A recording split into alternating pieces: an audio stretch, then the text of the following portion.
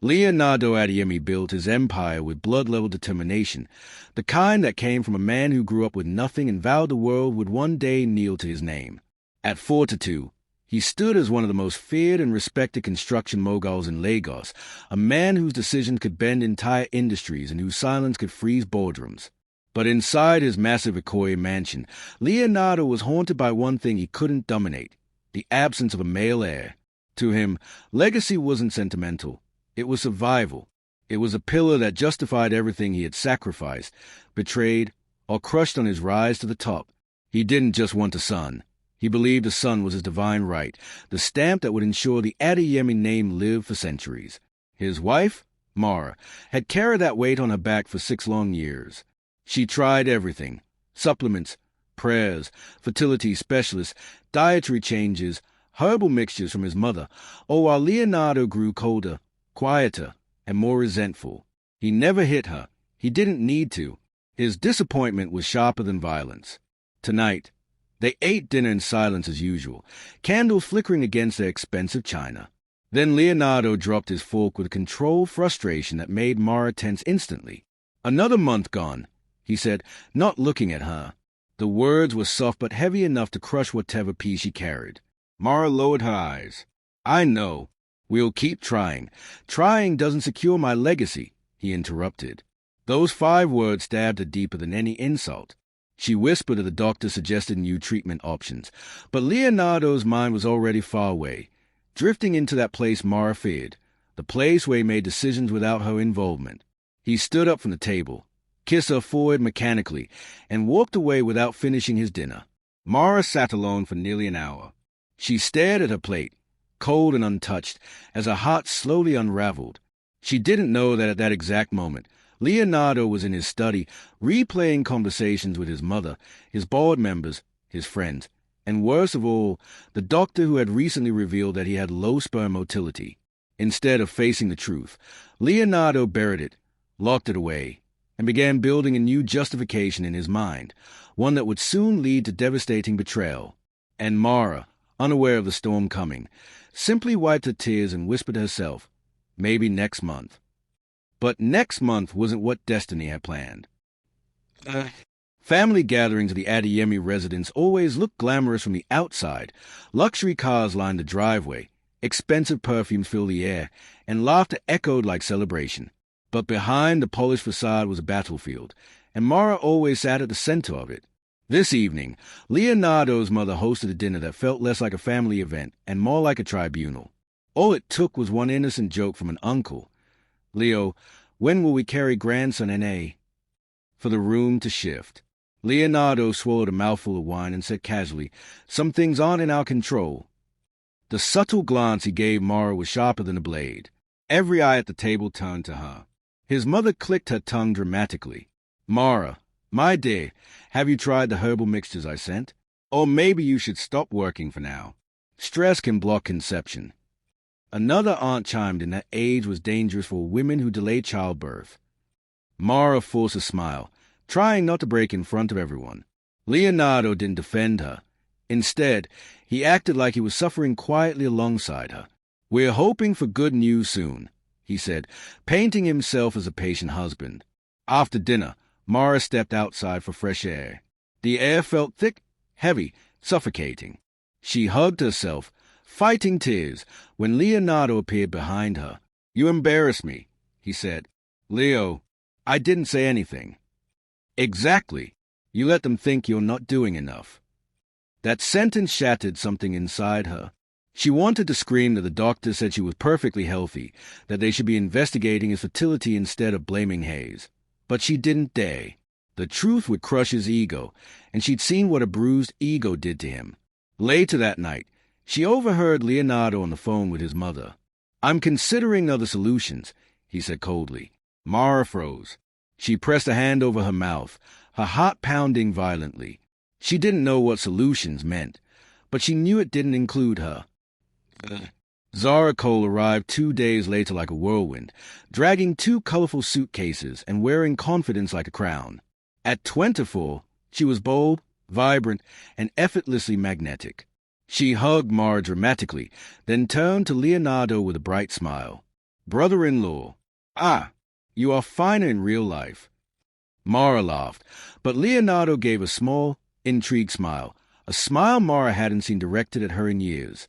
Zara toured the mansion like she had stepped into paradise. This is how rich people live. God, punish poverty, she joked loudly. She flirted openly with praise. Your house is fine. Your taste is mad. Even the air smells rich. Leonardo chuckled, a dangerous first crack. Zara was everything Mara was not. Spontaneous, bold, loud, and shamelessly flirtatious. And Zara noticed very quickly that Leonardo noticed her. At dinner, she sat beside him instead of Mara. She teased him, complimented him, asked about his business, asked for stories, made him laugh. Mara watched, confused but not suspicious. Zara was family, raised practically like her little sister. But Zara was also ambitious. Growing up, she envied Mara, her beauty, her marriage, her opportunities. And now, sitting in this luxury mansion, Zara saw an opportunity she had never dreamed of. Meanwhile, Leonardo watched Zara with a hunger forming slowly in his eyes. A dangerous one that Mara did not see, one that Zara recognized immediately, and one that destiny would soon weaponize. The shift between Zara and Leonardo began subtly, sneaking into the house like a thief. Zara found ways to be wherever Leonardo was. If Leonardo sat in the living room, Zara appeared coincidentally to watch TV. If Leonardo worked in his study, Zara knocked to borrow a pen. If Leonardo went to the kitchen, Zara showed up to drink water. Mara thought nothing of it. She believed the problem in her home was infertility, not betrayal. Zara learned Leonardo's weaknesses quickly. She knew he loved admiration, so she praised everything: his business skills, his intelligence, his charisma. "It's clear you're the real boss everywhere you go," she told him once, watching his reaction. Leonardo softened, ego swollen, attention captured. Zara also knew when to pretend innocence, like when she wore a tiny crop top and claimed it was because Nipa took light and everywhere is hot. Leonardo pretended not to notice, but he stared. One evening, Leonardo found Zara crying in the backyard after receiving a job rejection. She sat dramatically, wiping tears. "I'm such a failure," she whispered. Leonardo, who had never comforted Mara like a human being, sat beside her and said, "You will be fine." Zara leaned her head on his shoulder. Leonardo didn't move.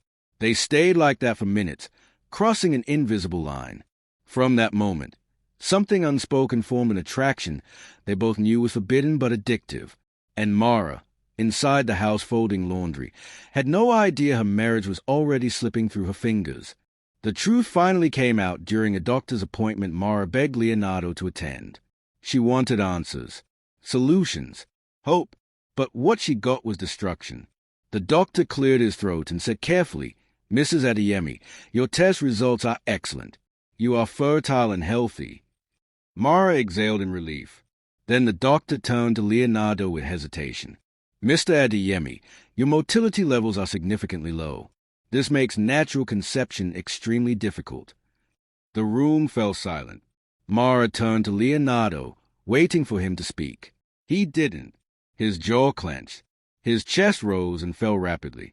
The doctor continued explaining treatments, options, and solutions, but Leonardo heard nothing except the sound of his ego shattering. On the drive home, he didn't speak. When they reached the gate, he got out without waiting for her. That night, Leonardo sat in his dark study, staring at the doctor's report. His mind raced with shame, anger, and fear. He needed someone to blame, and he refused to accept it was him. Then Zara appeared in the doorway wearing a tiny nightdress. "Brother-in-law, are you okay?" she asked softly. Leonardo looked up at her, beautiful, young, fertile, available. Something snapped inside him. That night, Leonardo made a decision that would destroy everything. A decision rooted in ego, pride, and desperation. And Zara? She saw her chance and stepped into the room, closing the door behind her. Zara didn't have to seduce Leonardo directly. All she had to do was show up at the perfect moment, looking vulnerable but desirable, and Leonardo's ego did the rest. That night in his study changed everything.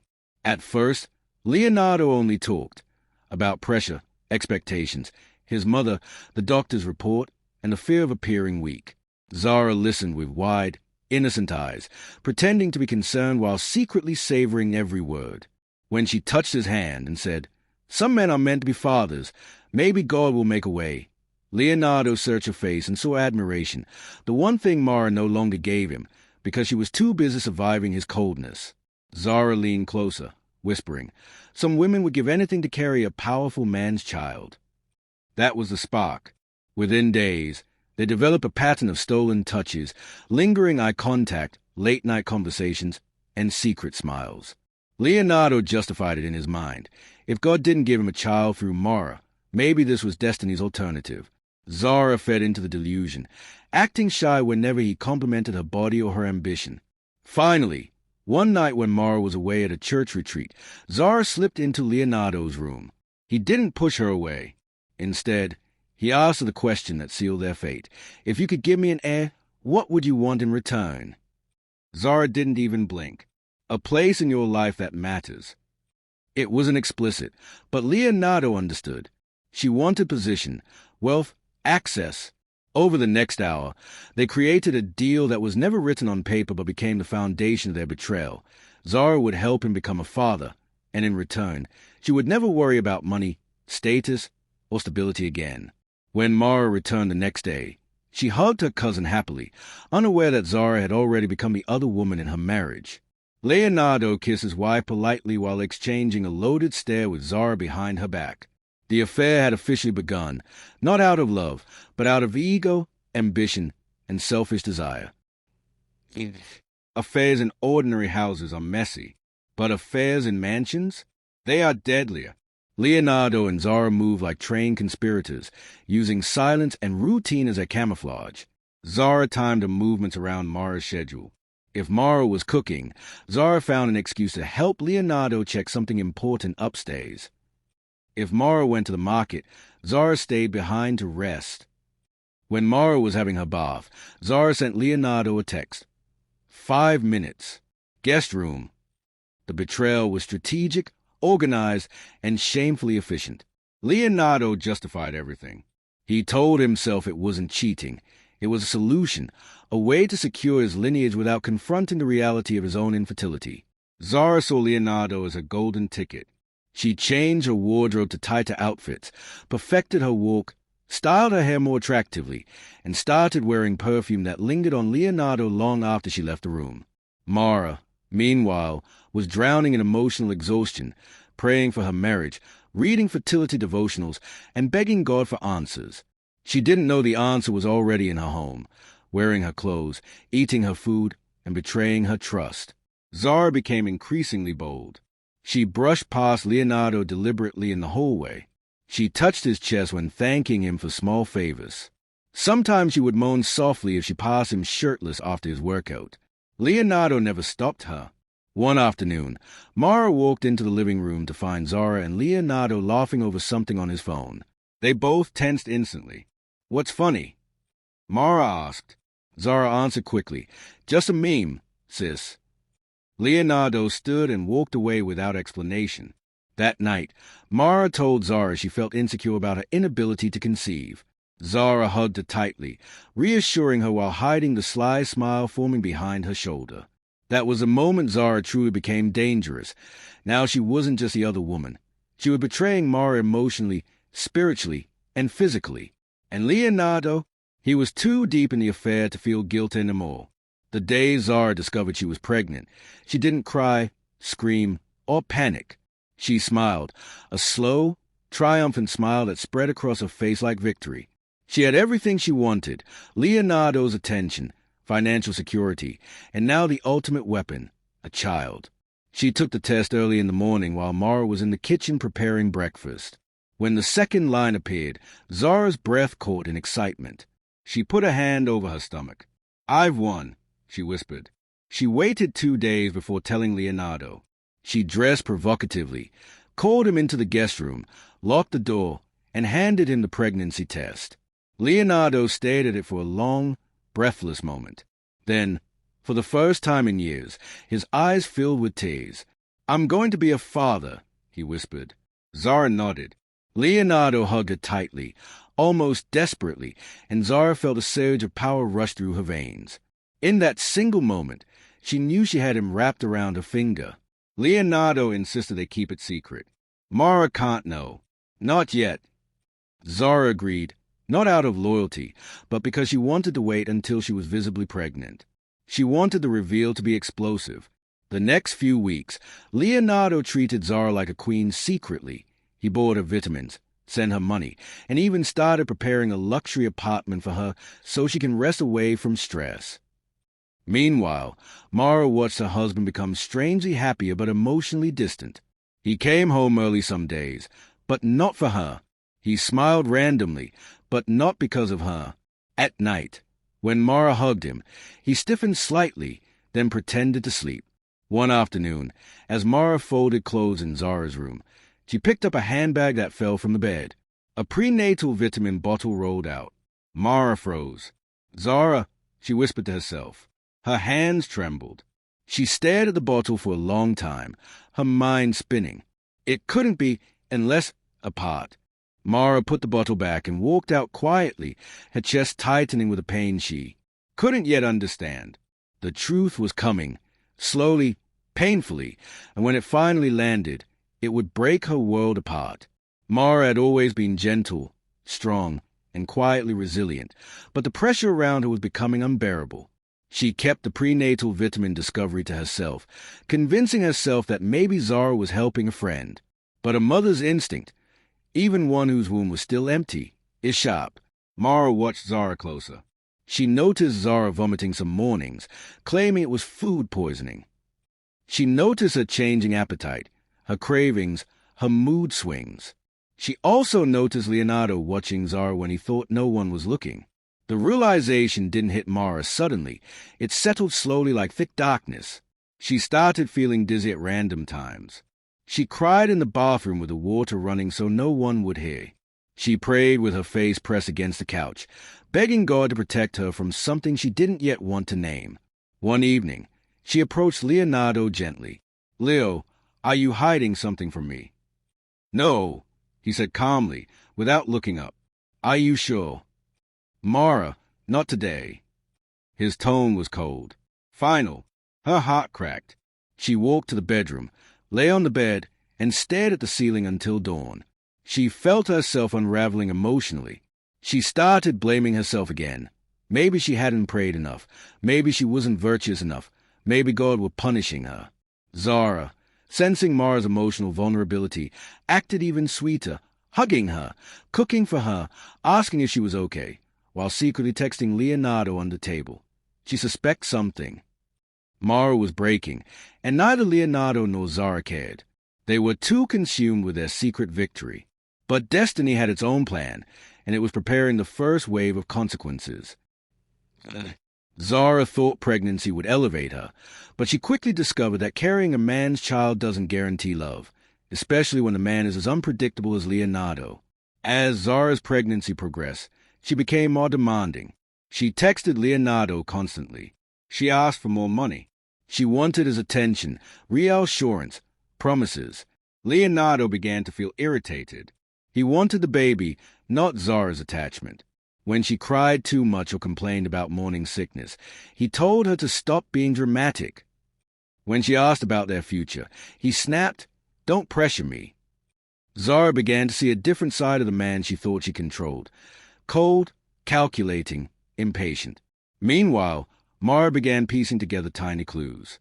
Leonardo now hid his phone. Zara took late-night calls. Leonardo claimed he was working late, but came home smelling like Zara's perfume. One afternoon, Mara caught Zara smiling at her phone. When Mara approached, Zara quickly flipped the screen. Mara's chest tightened with dread. A neighbor then unintentionally confirmed the truth. She whispered to Mara, "I saw your husband and your cousin at Victoria Island last week, together, holding hands." The world spun. Mara's knees failed. Her heart shattered into pieces she couldn't gather. She walked back into the mansion, moving like a ghost.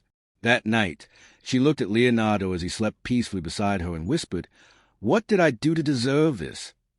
But the storm had only begun. Rumors don't start like explosions. They start like sparks. And the first spark came from Mrs. Oladimiji, the elderly neighbor who lived 2 houses away. She had sharp eyes, a sharper tongue, and a hobby of noticing things that weren't her business. On a humid Thursday evening, she saw Leonardo's car parked outside an upscale hotel. She didn't think much of it at first. Businessmen had meetings everywhere. But when she saw Zara, visibly glowing and confident, stepping out of the same entrance minutes later, adjusting her hair like a woman who just left a lover's arms, her suspicion solidified instantly. She waited 2 days before telling Mara because she wanted to be sure. And when she finally whispered, "My dear, I know WN calls Wallaro, but I think your husband is doing something with your cousin," Mara's whole world collapsed in slow motion. She felt the blood drain from her face. Her ears rang. Her chest tightened so violently she thought she would faint. She tried to speak, but no words came out. That night, Mara confronted Zara indirectly.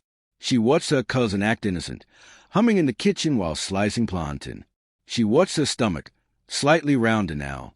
She watched the way she walked, slower, cautious, a pregnant woman's walk. Mara felt herself sinking. Later that night, she entered the guest room while Zara slept. She saw prenatal pills arranged neatly on the nightstand. She saw ultrasound pictures tucked inside Zara's handbag, labeled with a hospital name and date. She saw Zara's name on them. And then she saw Leonardo's signature on the hospital form in the partner or support person section. Her hands trembled. She felt her soul detached from her body. Still, she didn't confront them. Not yet. She needed proof. She needed clarity. She needed strength. She went to bed that night beside Leonardo, who slept like a satisfied king, unaware that his kingdom was seconds away from falling. The truth didn't slap Mara once. It punched her repeatedly. After 2 nights of silent crying, she made up her mind. She would get evidence. She knew if she accused Leonardo without proof, he would gaslight, deny, twist the story, and blame her insecurities. So she followed her instincts. The next day, she feigned tiredness and stayed home from work. Zara showered, dressed, and left the house with suspicious excitement. Mara waited 10 minutes, then followed her quietly, taking a ride share so Zara wouldn't see her car. Zara took a cab straight to a private maternity clinic. Not a general hospital, but a high-end facility for wealthy clients.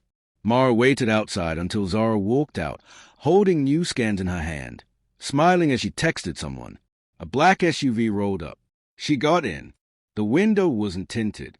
Mara saw him clearly. Leonardo. He was smiling, a smile she hadn't seen in years. Zara climbed into the front seat. She leaned over and kissed him. Leonardo kissed her back, slowly, confidently, with the entitlement of a man who thought he was untouchable. Mara's breath shattered into 1,000 pieces. She covered her mouth as tears streamed uncontrollably. She crouched beside a wall, unable to breathe, unable to move. Her husband, her cousin, her home, her dreams, all ruined. She watched as Leonardo place a hand on Zara's stomach. They laughed. They drove off. Mara stayed crouched for nearly 20 minutes, shaking, sobbing silently, trying to gather pieces of herself that would never fit together again. Later that night, when they returned home, she greeted them calmly, smiled faintly, and served dinner. They didn't know she had seen everything. They didn't know she had been reborn, not as a gentle wife they broke, but as a woman preparing for the confrontation that would expose both of them permanently. It happened the next morning. Mara woke early. She didn't pray. She didn't think. She simply broke. Zara came downstairs rubbing her eyes sleepily and asked what was for breakfast. Mara slammed the frying pan so hard the sound echoed through the kitchen. Zara jumped. "Sis, what happened?" Mara turned slowly. Her eyes were red, swollen, but dangerously calm. "Who is the father of your child?" Zara froze instantly. Her lips parted. No words. No excuses. Just fear. Mara took a step closer. "Answer me." Zara stammered. I? Don't lie," Mara whispered, voice trembling with fury. Zara broke. "It just happened, sis." "I didn't mean," Mara screamed. A raw, painful scream that came from the deepest part of her soul. Leonardo, who was dressing upstairs, rushed down. "What's going on?" Mara turned to him with shaking hands. Tell me you didn't get her pregnant. Tell me it's not true. Leonardo's face shifted from confidence to shock. He didn't expect her to find out this soon. Mara pushed him. You betrayed me. With my own blood. In my own house. Leonardo opened his mouth, searching for justification that didn't exist. Mara, I had to secure my legacy, she screamed again. By sleeping with my cousin? By humiliating me? By destroying everything? Zara began crying. Sis, please. Mara spun around and slapped Zara across the face. You lived under my roof. You ate my food. I treated you like my sister. And you did this to me. Leonardo stepped forward. Mara, calm. Don't touch me, she shouted. She grabbed her purse and walked toward the door. Leonardo followed. Where are you going? Away from both of you. Before I do something I can't take back. Leonardo tried to block her. You can't just walk out. Mara looked him dead in the eyes. You walked out of this marriage the moment you touched her. She left, and for the first time in years, Leonardo felt something he didn't recognize. Faye. Mara didn't plan revenge. Destiny handled it for her. 2 days after she left the mansion, a blog posted a blurry picture of Zara and Leonardo entering the private clinic together. The headline read, Billionaire Leonardo Adeyemi expecting child with wife's cousin. The internet exploded. People dissected the story, zoomed the picture, analyzed Zara's slightly rounded stomach, and hunted for more clues. Comments poured in. This is wickedness. Men will embarrass you. So he cheated with her cousin. Where's the wife in all this? In less than 24 hours, 5 more blogs carried the news.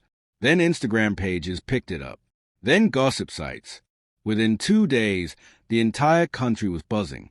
Zara panicked. Leonardo shouted at her. This is your fault. My fault? You're the one who got me pregnant. You should have been more careful. They spent hours arguing. Meanwhile, Mara stayed silent. She made no statements. She refused interviews. Her silence made people sympathize. She became the wounded wife, the wronged woman. Zara became the homewrecker. Leonardo became the villain. Business partners called him asking for explanations. Investors warned him the scandal might affect contracts. His mother cried publicly and blamed Mara for not giving him a child on time. But nobody believed her. Leonardo had never looked more guilty. And the worst part? The story kept getting bigger. Every hour. Everywhere. When Zara went for her next appointment, she expected a joyful moment. Instead, the ultrasound hit her like a truck. It's a girl, the doctor announced warmly. Zara smiled, but Leonardo's face dropped instantly. A girl? A girl was not the heir he risked everything for. A girl was not the legacy he threw his marriage away to secure. A girl was not the son his mother demanded. On the drive home, he said nothing. Zara felt the tension. Leo, aren't you happy? I needed a son, he said bluntly. Zara froze. A child is a blessing. I didn't destroy my marriage for a girl. Zara felt her throat tighten. So what happens now? Leonardo didn't respond. When they got home, he stopped buying her vitamins. He stopped sending her money. He stopped checking on her. He even stopped answering her calls sometimes. Zara realized something terrifying. Leonardo didn't love her. He never did. She was simply a vessel, a means to an end. And now that the end wasn't what he wanted, she was nothing. Meanwhile, the internet dug deeper. Old pictures of Zara in clubs resurfaced. Screenshots of her flirting with married men emerged. People mocked her. Memes circulated. Imagine cheating your wife for a girl child. Zara the destroyer. She thought pregnancy equals ring. Zara's reputation crumbled. Even her own family disowned her. Leonardo's mother refused to let her into the house. Zara cried for days, realizing she had lost everything. Her cousin, her dignity, her family, and now the man she thought would elevate her. And destiny had not finished with her yet. Mara didn't collapse after leaving Leonardo. She transformed. She moved in with her childhood friend Amora, who welcomed her with open arms and no judgment. At first, Mara barely spoke.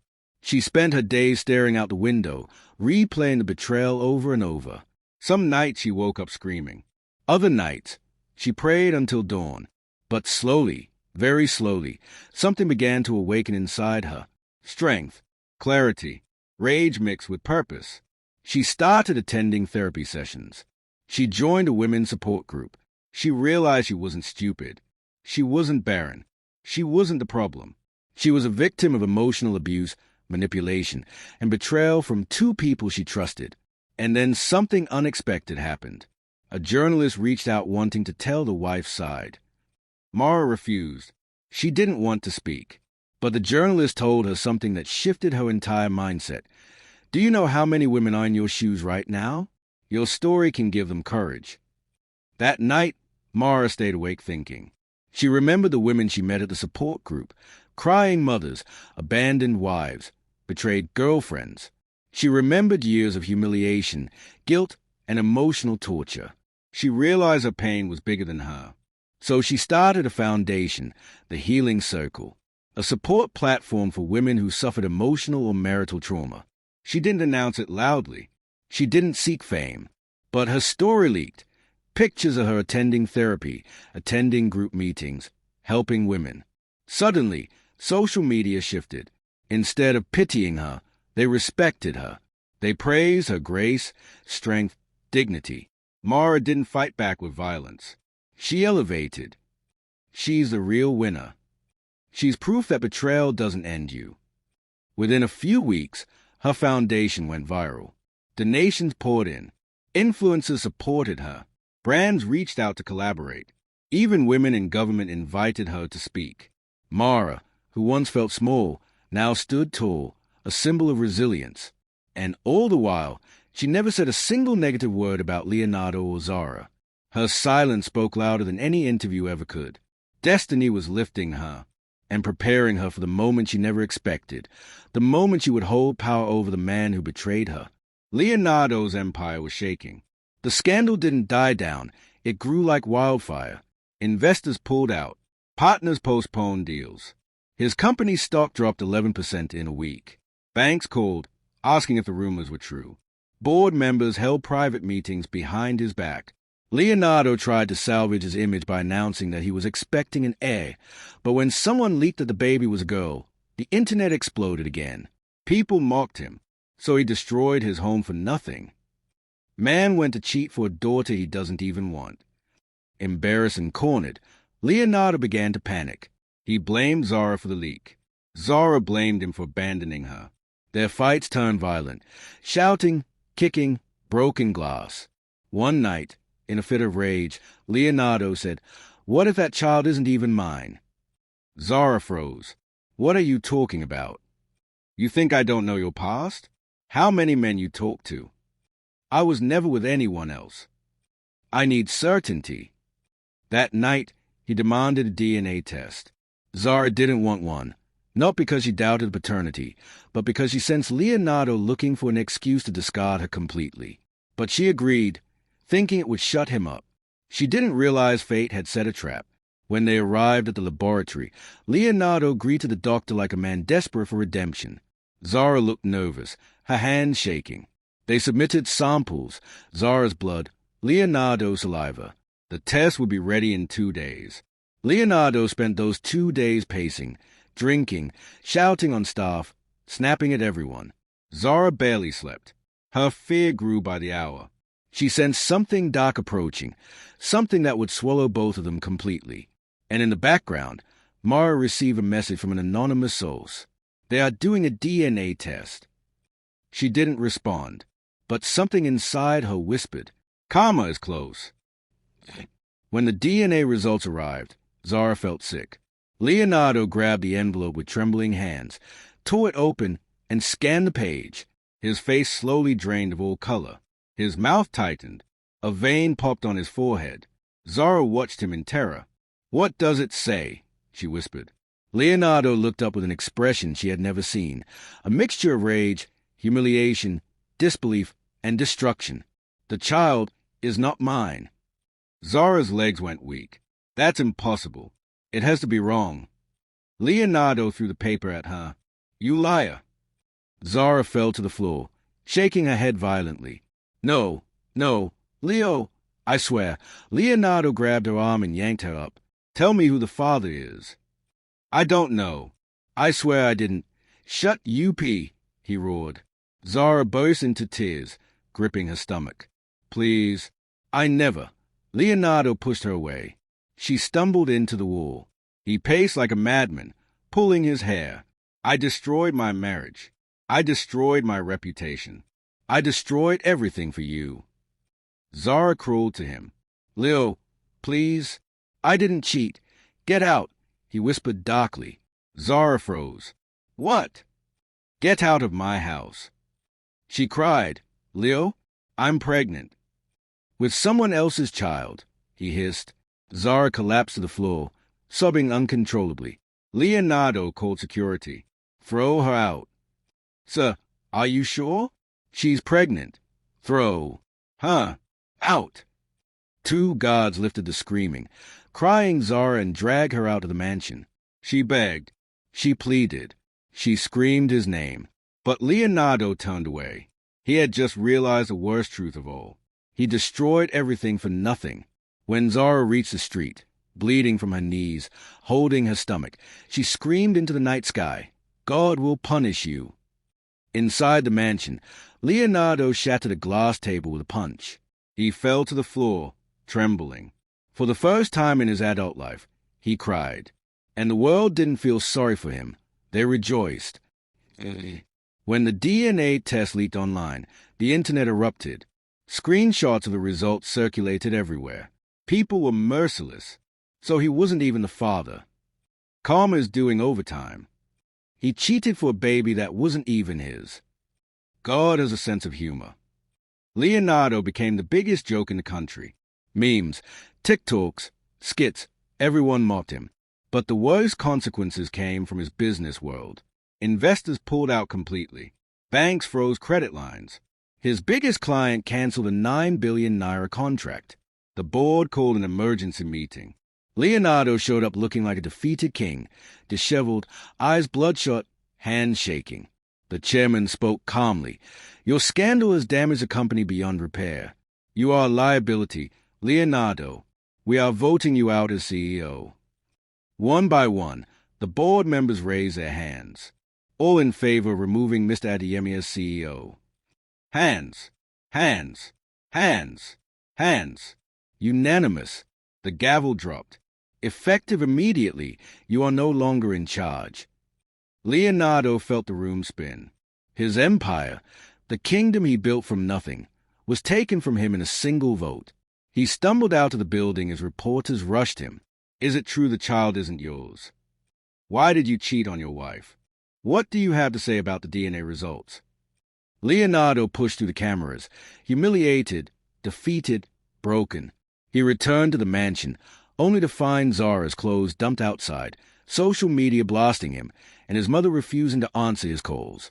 In 1 week, he lost his wife, his child, his mistress, his company, his reputation, and his future. But destiny wasn't done with him yet. It had one last lesson to teach. 2 months later, Mars Foundation received an invitation to speak at a National Women's Conference broadcast on live television.